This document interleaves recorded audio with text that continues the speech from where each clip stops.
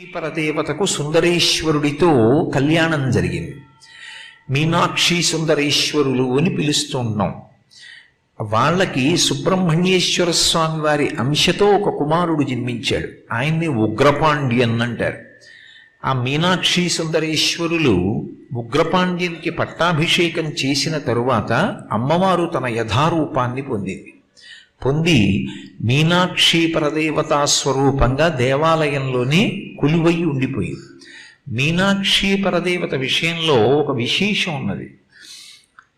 లలితా సహస్రనామ స్తోత్రాన్ని ఇచ్చినటువంటి వ్యాస భగవానుడు మిగిలినటువంటి పేర్లు చెప్పాడు అమ్మవారివి. మీనాక్షి అన్న పేరు మాత్రం చెప్పలేదు. మీరు చూడండి, లలితా సహస్రంలో మీనాక్షి అన్న పేరు మీకు కనపడదు. మీనాక్షి అని వదిలేయడం ఇష్టం లేక అమ్మవారి పేరుని కొంత ధ్యానం చేస్తే అర్థమయ్యేటట్టు